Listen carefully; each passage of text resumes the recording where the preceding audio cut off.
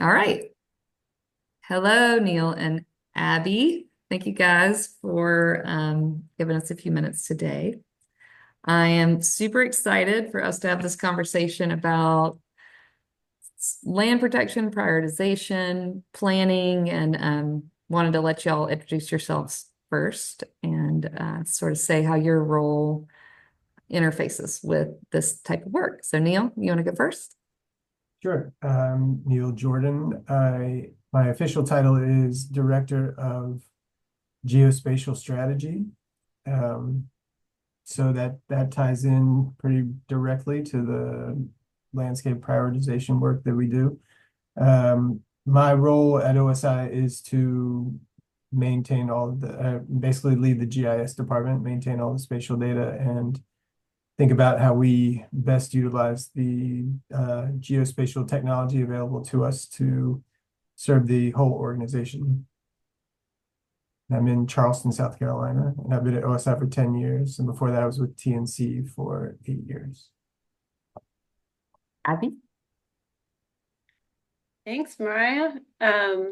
So I'm Abby Weinberg.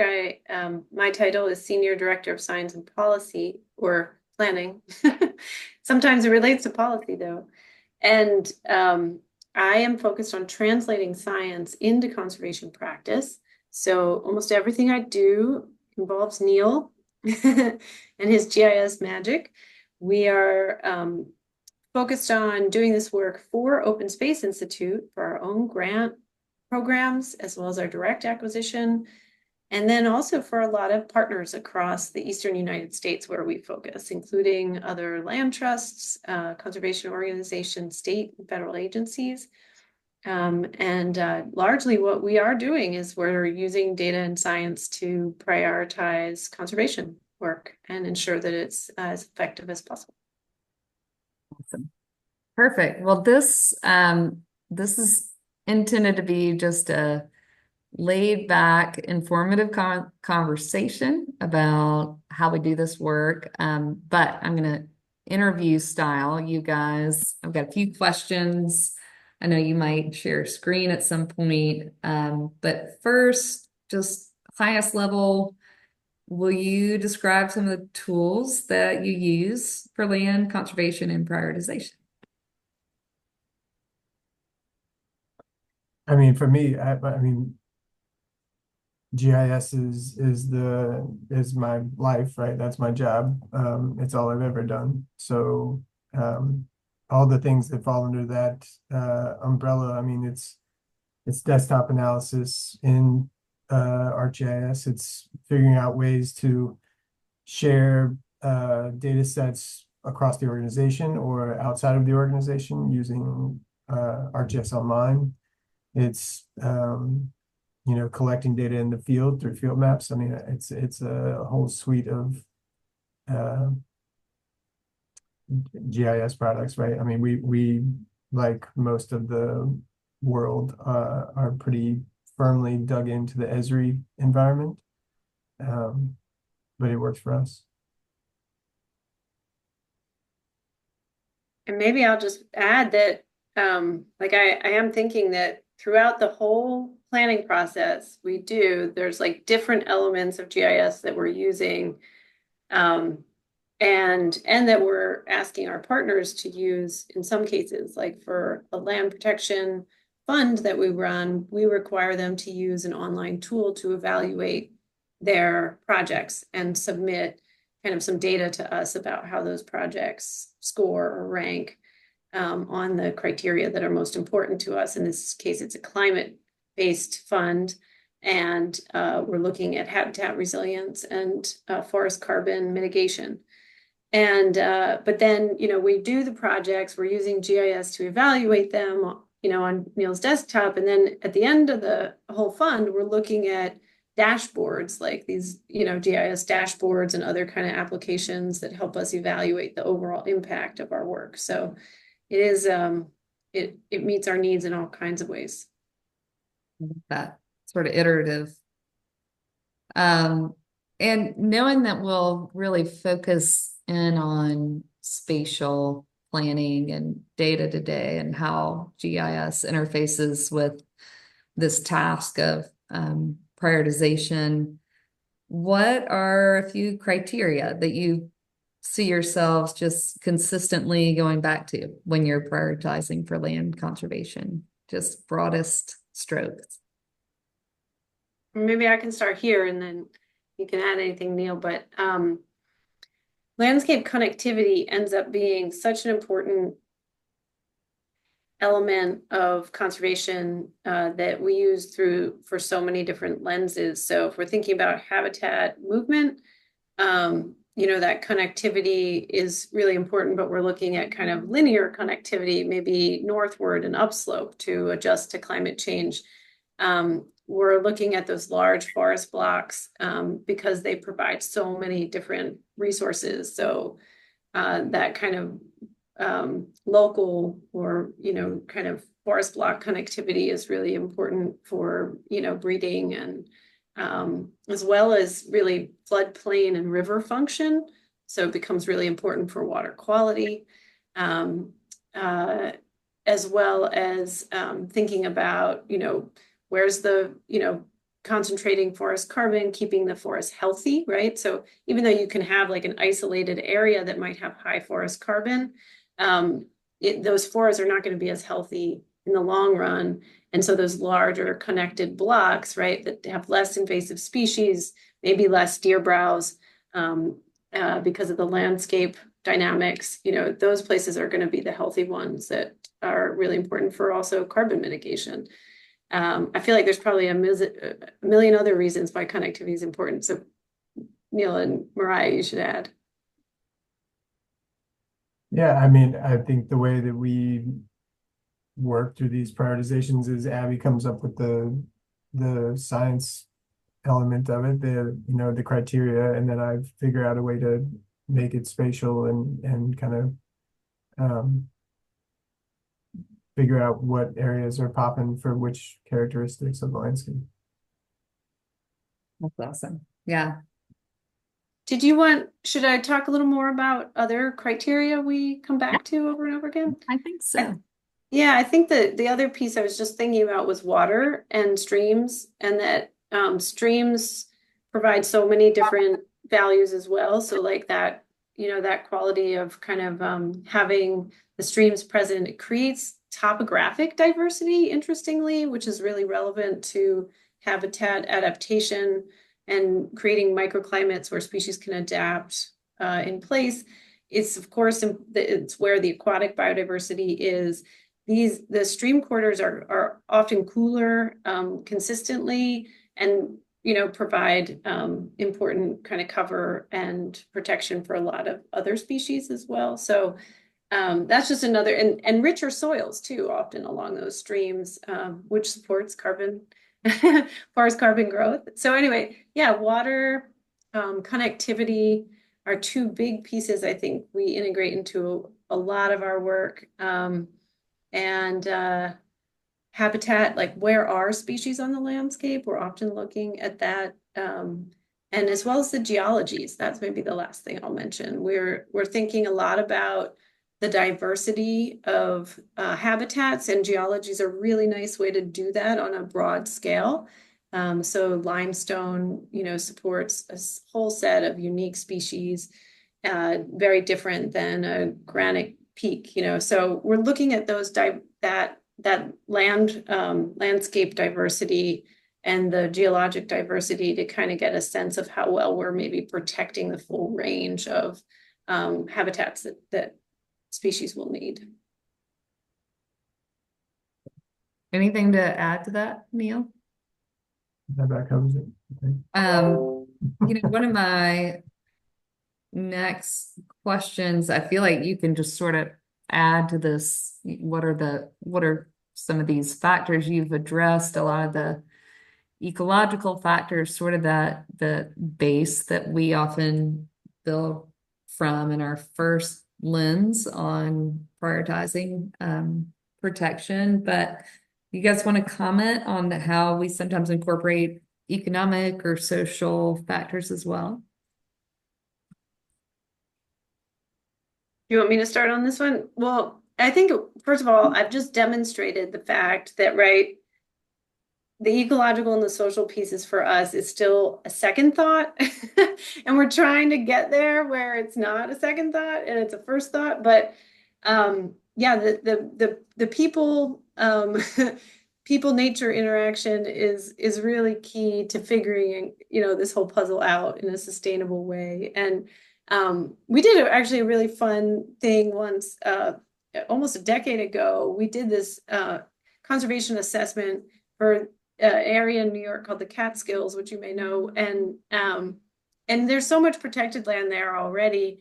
And so when we identified the priorities, what we did is we flipped it on its head and we said, these are areas. We looked at where the conservation priorities were absent, and we said these are areas for preferred growth. So like this is where development might be more appropriate, because that was a more a message that could be received a little bit better by the field. So, but that just emphasizes, right, that they go hand in hand, right? They're not separate things, and yet often we have our blinders on and we're just thinking about conservation. So how we interact with the communities, we actually do have a whole set of data, which Neil could talk a little more about or show even, but of demographic data sets that we often look at. There's some nice indices that put together a lot of social factors. One the CDC puts out that includes economics, race, vulnerability, like in terms of whether or not the family, has English as a first language, whether or not they have a car.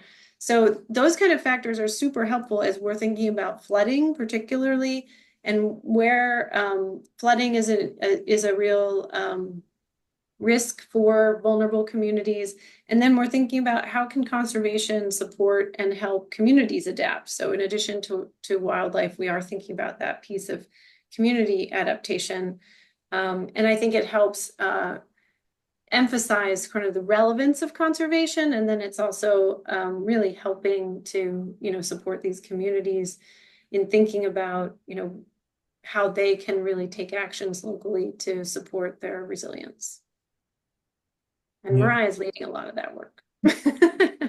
Yeah, just to continue on that thought, that Abby and I, a couple of years ago, we looked at the whole East Coast and we summarized the whole East Coast by census tract, the average habitat resilience score from TNC, and the average carbon values in the census tracts. But then the reason we did it by census tract was to bring in that demographic information and look at the relationship between areas of persistent poverty and high carbon or high resilience. And then we went a little bit further and found the data set that identified the number of, and it's a bit tricky, but the number of people that work in some sort of extractive industry like forestry or fisheries or farming, and then look at that compared to where the high carbon is or the high resilience is. Because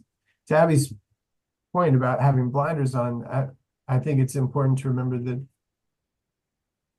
not everywhere sees conservation as the solution to the way that we tend to, and that if we go in and we take a huge working forest out of production, that impacts the community and the people that work there.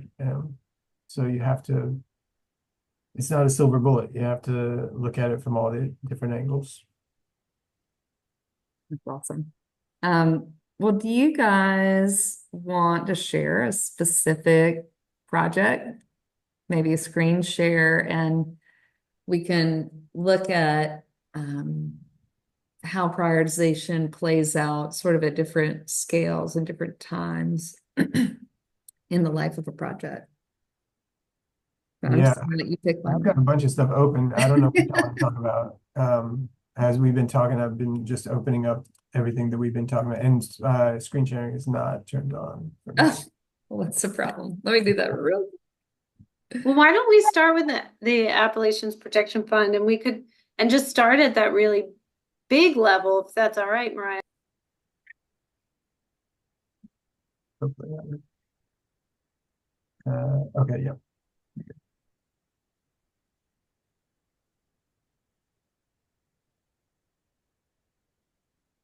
All right, so we're going to take a look at our Appalachian Landscape Protection Fund.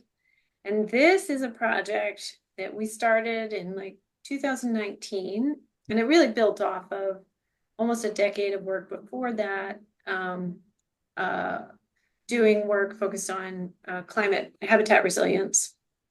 We get some funds from foundations, and this was an $18 million fund that from quite a few foundations that put money into it. And then we re-grant those dollars to the field. So we have this fun opportunity to kind of think about what are some really critical priorities that we would want to advance, and that we can kind of have this carrot of all this money in front of all these conservation groups to get them to think about these priorities in a strategic way. And so to do that, we often start by thinking about focus areas. And we took this this resilience science. Yeah, let's totally show that. And this is the resilience data. So this is developed by guy Mark Anderson from the Nature Conservancy, one of my favorite scientists. And he developed this very thoughtful approach to thinking about habitat resilience for land protection. So these are sites that are likely to support in green, all these green places are places that are likely to support a diversity of species as the climate changes. And the factors that they have in common are they have a diversity of landforms that create those microclimates that I was talking about before. And then they also have a lot of connectivity. And so that species can actually access those microclimates and also migrate as needed. So, okay, Neil's showing, awesome. That's the local connectivity data set. So that you see those really connected parts of the landscape, the Adirondacks, the Northern Forest in Maine and New Hampshire, the Central Appalachians, and then the Southern Apps, and then some parts of just off the Piedmont. I think you see that green area. If you guys are located in the southeast coastal plain there's and those river corridors that provide really important movement area. So that's this is a really nice local connectivity data set. There's a gazillion of them out there. There's so many connectivity data sets out there. So I like this one. And if you want to ask me why sometime, I'm happy to tell you, but I'll stop now. And then this is the landscape. Is this showing the landscape diversity? Yeah. So this is the areas in green are the areas that have those microclimates. And then he adds those two pieces together, and he actually stratifies them by geology so that we're capturing the most connected, the most landform diverse or microclimate diverse areas for each geology at each elevation. And that puts together a picture of how we could kind of create a network. Here's our geologies. The yellows are limestone, the grays are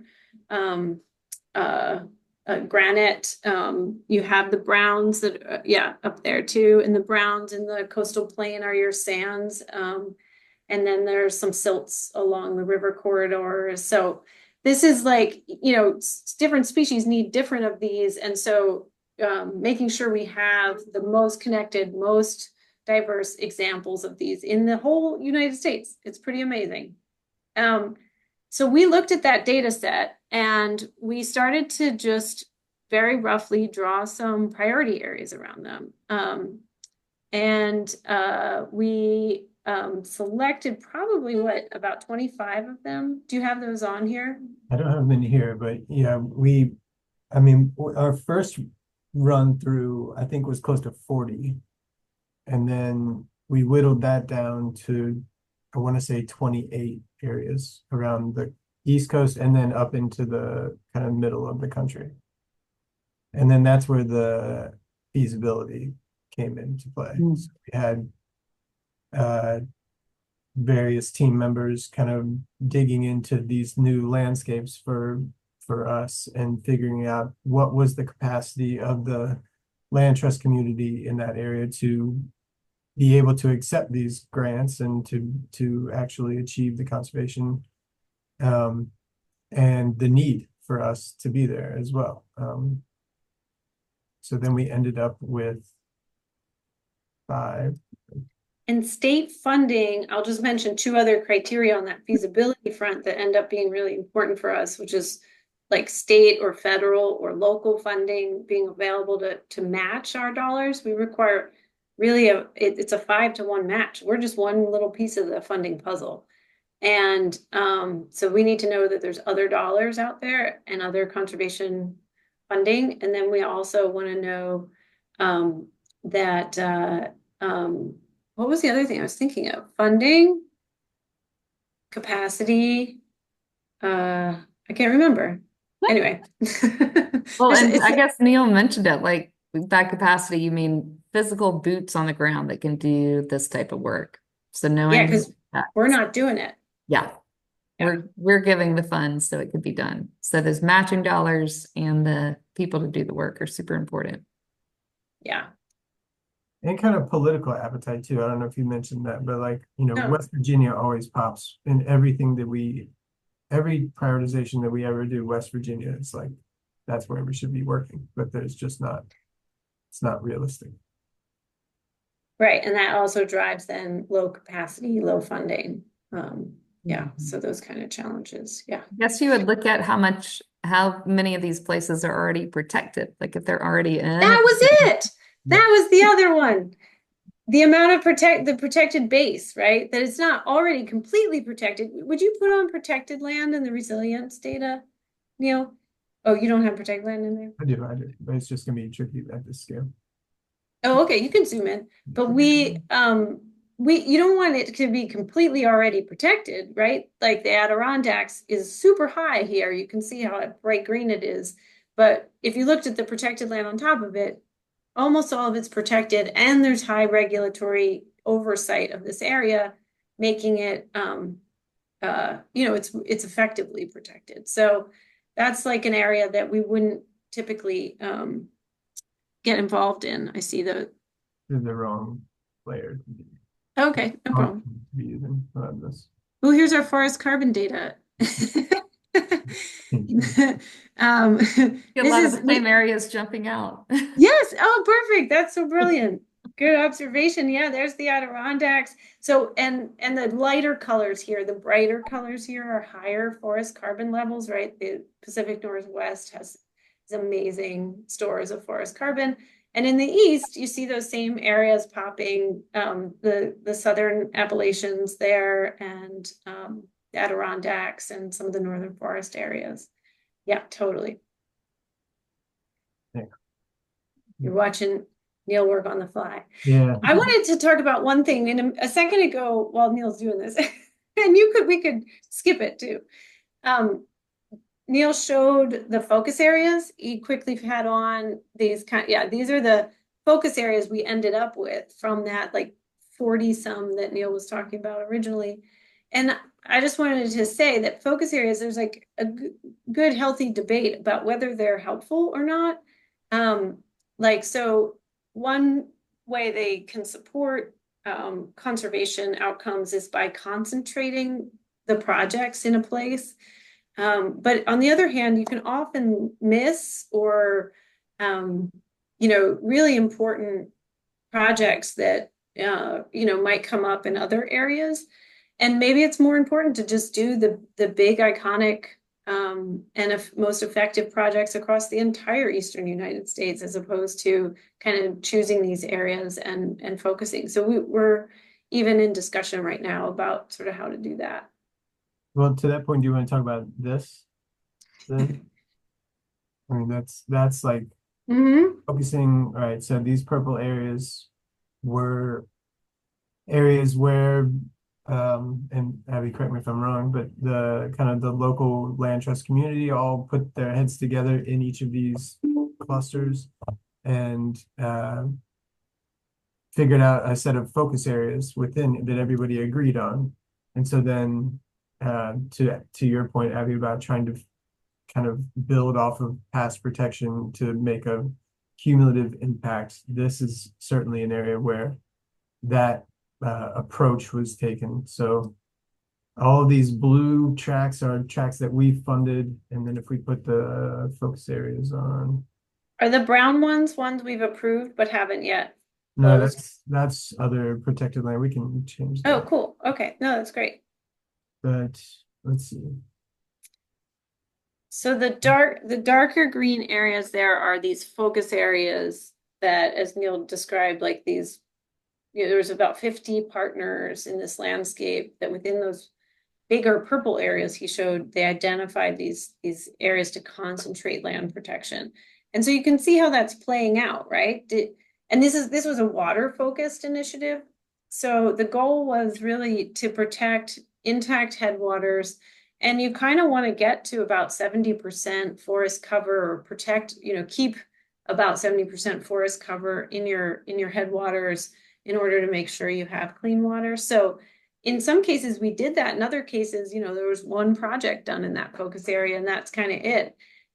So you can't really control it, and you have some winners and losers. You can see like the broadhead is that one right in the middle, and we started to really piece together a lot of projects that were filling in some key gaps. So if you add, the other protected land, you can really see kind of how it was all starting to come together. Yeah, or that big blue project over to the right, like that's really, filling in an area in a largely protected watershed. And again, to the social and economic factors, right? Like a lot of these places also will, need some or want some areas for development, or, you need to be thinking about, where are those growth areas, and how do you not, take away those opportunities as well. And we did come up, if we're what we're trying to talk about here is prioritization. This we scored all of the Huck 12 and Huck 14 watersheds in the Delaware River basin, and dubbed it the ability to produce clean, abundant water. And it looked at, percent forested, percent wetlands, percent impervious surface, groundwater recharge, a whole bunch of different factors. And so we do look at this layer as well when evaluating projects and seeing where they fit. And so the darker blues are the higher values, and then obviously the reds around Philadelphia and Allentown, and get around the urban areas, the ability to produce clean, abundant water goes down. And so you can look at that at the 14s as well. And the patterns are roughly the same. But this gets you at the headwaters up in the natural cover areas that are doing the most to clean the water, keep the water clean. Yeah, and this just really emphasizes a point about scale that Mariah was mentioning, which is that with water, it's really interesting how important it is to think at that watershed scale and the project scale kind of simultaneously. Because a project could be,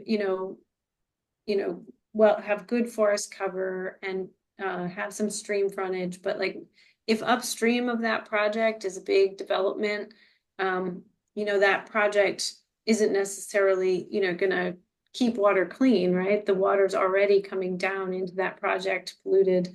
There may be some value to that, but looking at that watershed context was a really important piece of kind of the prioritization approach of this. So we always looked at the project, and then we looked at the watershed in which it was nested, even at these two different scales, which you could go crazy, right? Like at some point you gotta cut it off, but. I love that you all are making that point about trying to look at these at different scales and the different factors that are at play. Is there anything with the ALPF once you try to scale down to the size of the project that becomes challenging for that particular effort? a lot of things. We just were reviewing projects, and there's these wind farms on this one project. And we're like, oh gosh, wind farm, like a lease, right? And a solar lease on another one. So it was like, okay, do we do this project, which is about habitat connectivity, where, that ridge line might end up with wind turbines, and we know this is an important bat area. Yeah.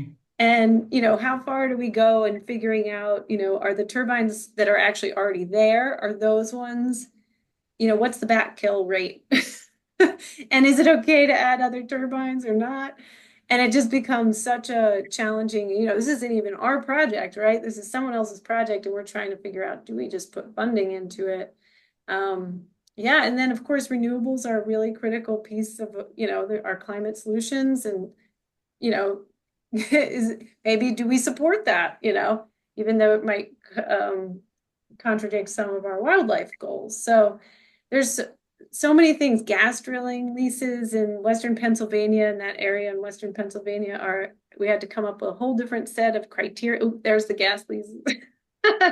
You can't do conservation in this area without Living with these. yeah, dealing with, these leases they might be completely forested, beautiful, pristine area, which is actually hard to find. But but if it is, there still may be leases. And if the economics change, then they can, go in and drill there. Yeah, let alone like the deal feasibility and how they're going to manage the land becomes really important. And we pay a lot of attention, are they going to actually protect the resources that we're funding them to, that are on the landscape? So many challenges. I don't know, Neil, you have other thoughts? Not off the top of my head. Yeah. Abby, earlier you mentioned the opportunity to do this work and kind of how it interfaces with policy. And specifically, we've had the chance to work with the U.S. Forest Service and thinking about how carbon gets incorporated into some of their goals. Yeah, just I'm interested for you guys to share your experience in that realm because the class has done a deep dive on policy and our federal agencies at this point.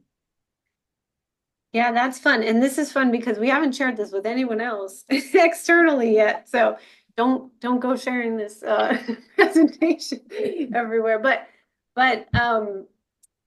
yeah, I mean, I really think about this as planning, but people relate to it often more when you talk about it in terms of policy. So it's almost just like language, but essentially what we have the opportunity to do, and the power of all of this data and science, is that we can use it to help make the case for public funding for conservation, right? So in addition to actually deciding which projects we do, we can start to also influence that funding stream that supports that conservation. So again, this is the forest carbon data for the US. We just actually worked with someone at Clark University to update this data set. And then if you want to put on the Forest Legacy projects, so the Forest Legacy is a land protection grant program that's operated since 1990, and they've protected almost 3 million acres across the US. And these are the projects that they've done. So national in scope. And every state really has a lot of say over which projects get funded. And they have slightly different criteria, but the purpose is working forestry and protecting forests that are at risk, and multiple other values are all legitimate. But recently, the climate bills that Biden put through created a huge infusion of funding into the Forest Legacy program. So for years, the Forest Legacy program was funded at about $90 million. And then it received $700 million for a 5-year grant round, in addition to the 90 each year, to really accelerate protection of forests as a climate solution. So that was amazing. But yet the Forest Legacy program didn't have a way to communicate back to Congress how was our work impacting and benefiting, the climate goals. So we've been working with them to assess the impact of these projects. So part of the issue is the forest carbon data is at the continental US only. And so there's about 60,000 acres of projects they've done that are not in the continental US. So we are not able to evaluate them, which also, this happens with data all the time. It stops at some border, and yet the work goes beyond that. So that's a big thing to think about always choosing your data sets is what geography do they cover. But we just sent over to Forest Legacy a summary of this work, and kind of one of the headlines was that these projects protect forest carbon equivalent to the emissions of about a million homes that a million homes put out every year. And so that ends up being nearly almost all the homes in the US. So that's the forest carbon on the, it's stored in these project areas, has the carbon equivalent of that kind of level of emissions. And it just shows, sort of the impact of this work. We try to translate the findings into ways that folks can really understand. We then slice and dice it. Also, this is by Forest Service region. So we can look at what's the forest carbon protected and then also expected to be sequestered by 2050. And so we have that data too, this which is fun. And is this the sequestration, or is this is the It's the total carbon protected by Forest Legacy projects by such and such state. geography. So by Forest Service administrative boundaries, this is just by state. And so the colors here are the same as the ramp before. So the Maine, you could see, was light colored there.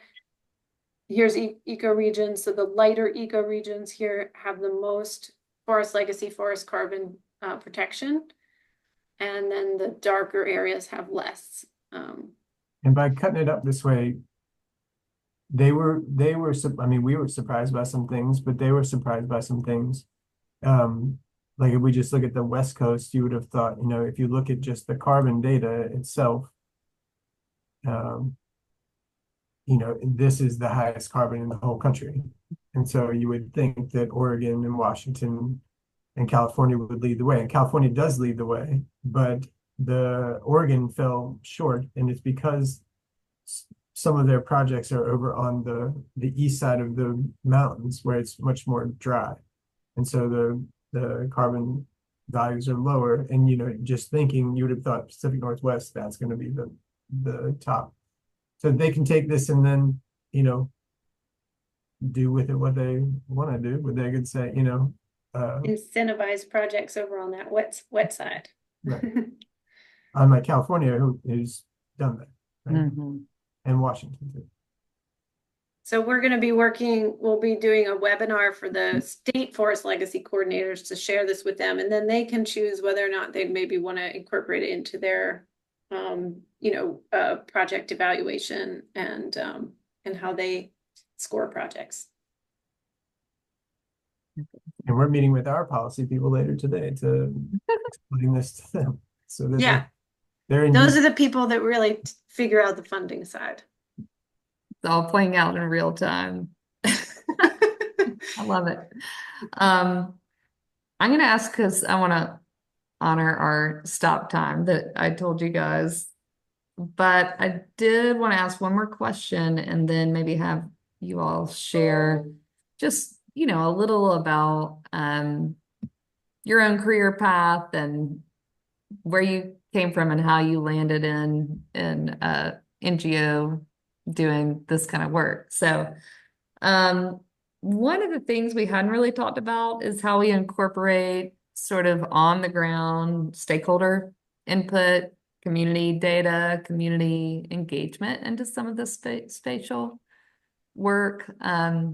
And sometimes that's not the scale you're necessarily working at, but I know you all have thoughts to share on that. Yeah, as far as GIS is concerned, we certainly have tools to get public input. through surveys that we can then map, and map, certain responses to certain questions based on where the person is responding from. And we've used that in projects in South Carolina. We're actively using that on a project in New York. And I think it's important. It's important to say that that's not a substitute for actually being on the ground and interfacing with the community directly. But it's a good way to get input. And then, we've been very careful to not just take that input and then, keep it to ourselves and do whatever we were going to do anyways, but share back the input that we received with the community. Here's what you said. Here's what we're going to do in light of what we heard you say. Because, at the end of the day, like the South Carolina, like the Black River, right? If we had not done that, I'm sure it wouldn't has been as successful as it has been, and as it's going to be, because it really does feel like it's like owned by the community, not just this conservation group kind of trying to come in and do something that we say is important and not listening to them. Yeah.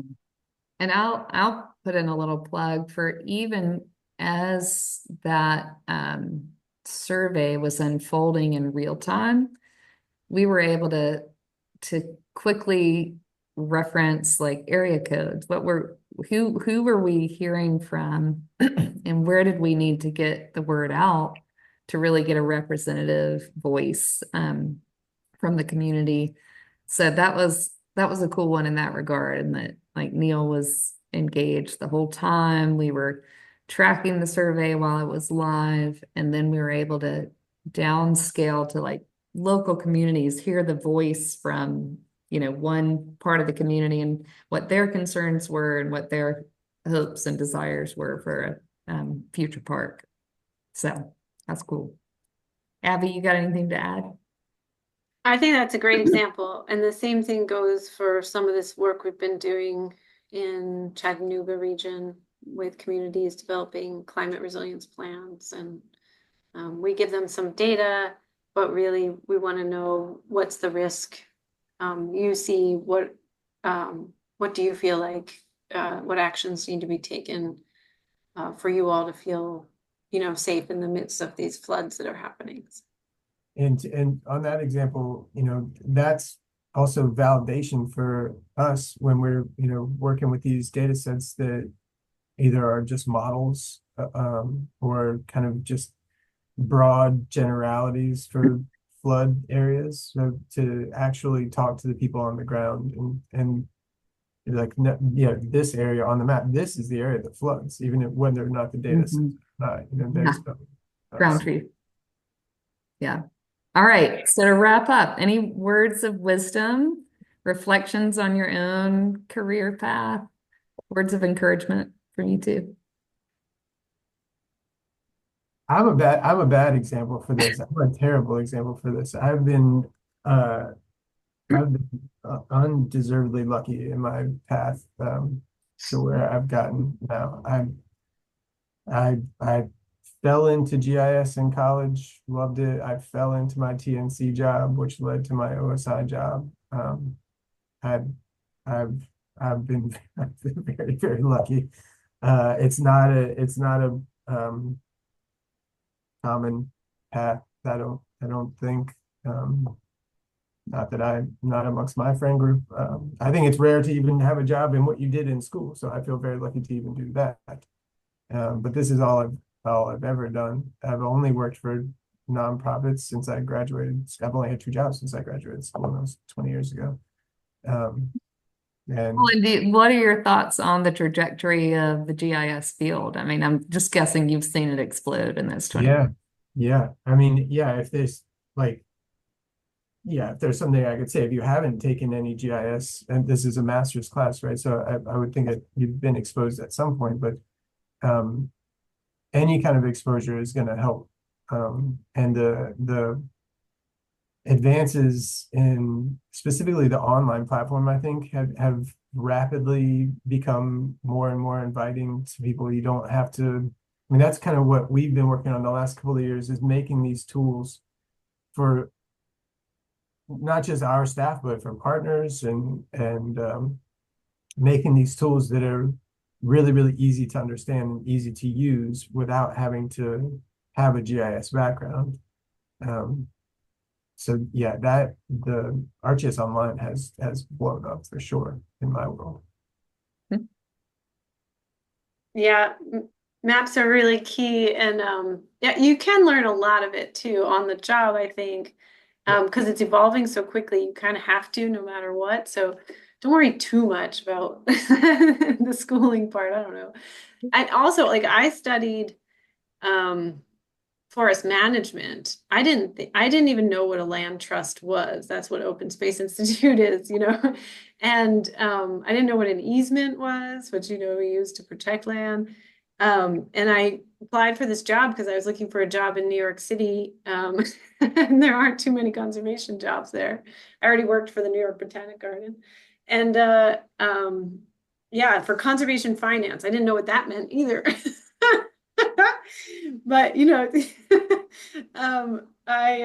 ended up making the job really around my own interest. I mean, it was again like Neil, really lucky, and I love this kind of intersection of science and practical, really applied things, and yeah, I think NGOs are good for this. Like if you they're a little more flexible than other entities, but so that is a really nice thing. What else would I say? I mean, I just say like don't worry about, yeah, really following your interests is the most important thing over like exactly what the degree is or exactly what the organization does. I think yeah, just follow your heart. Thank you, guys. This was awesome. Thanks for having us, Mariah.